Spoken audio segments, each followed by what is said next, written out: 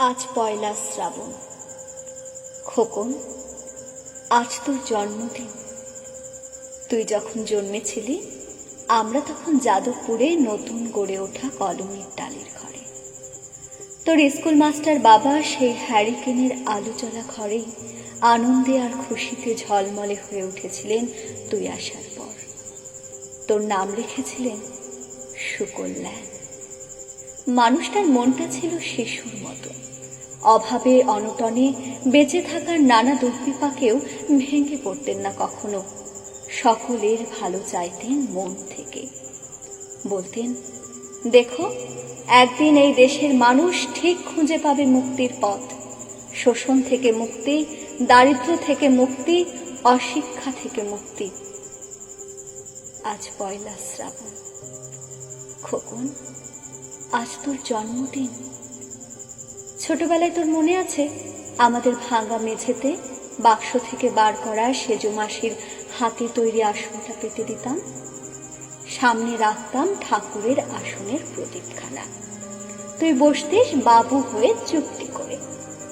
তোকে আমরা একে একে ধান দ্রব্য মাথায় দিয়ে আশীর্বাদ করতাম। বাবা বলতেন, বড় হও, মানুষ হও। তোর বাবার সেই বন্ধু ঘোষ কাকা, তিনি বলতেন, বেঁচে বর্তে থাকো।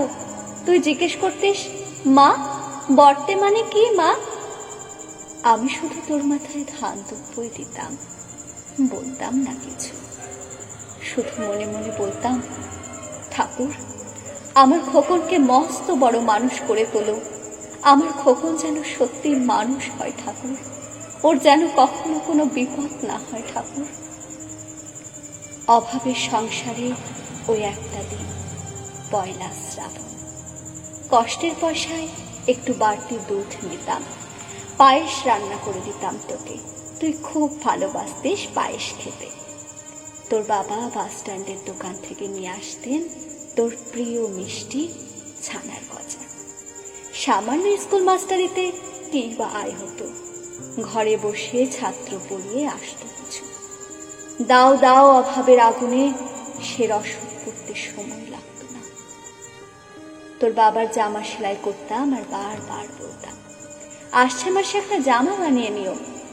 উনি হেসে উঠে বলতেন, বাদ দাও তো, খোকন বড় হচ্ছে, ওর জন্য ভাবছি দুধ রাখতে হবে আরো 8 দুধে শক্তি বাড়ে, বুদ্ধি বাড়ে। শক্তি আর বুদ্ধি না হলে তোমার খোকন মস্ত বড় মানুষ হয়ে উঠবে কি করে? ভাবছি আরো 2টো টিউশনি নেব।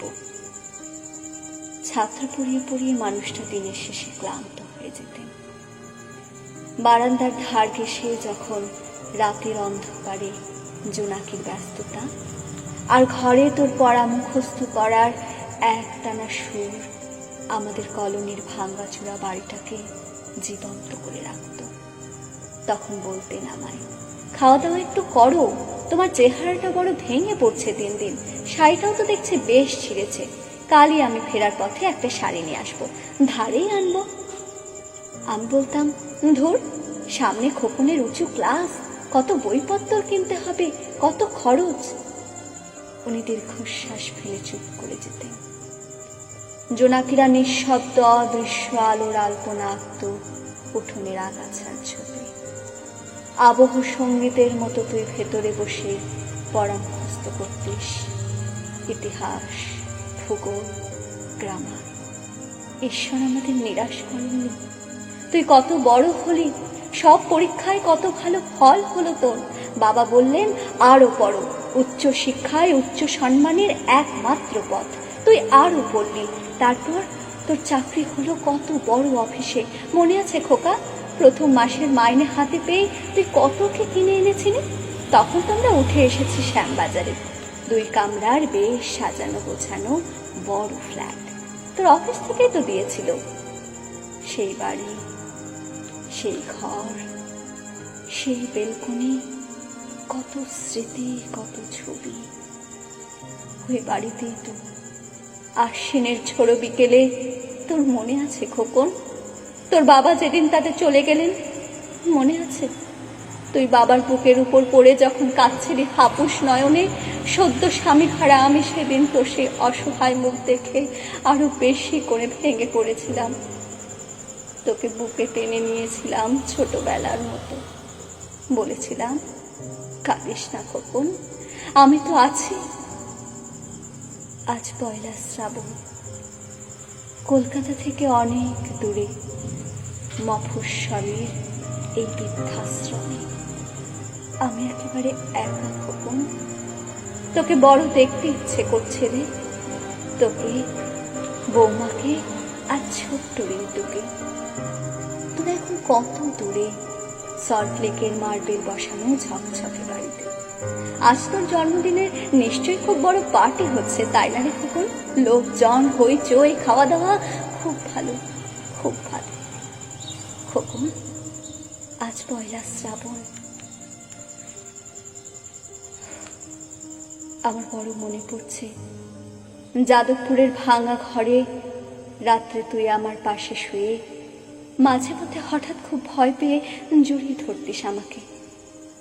আমি বলতাম, ভয় কি রে, আমি তো আছি, মা তো আছে খোকনে, যার মা থাকে তাকে কি ভূতে ধরে? তুই নিশ্চিন্ত হয়ে ঘুমিয়ে পড়তিস আমার বুক জুড়ে। তোর আধুনিক সংসারে এই বুড়িটার একটু ঠাঁই হলো না রে?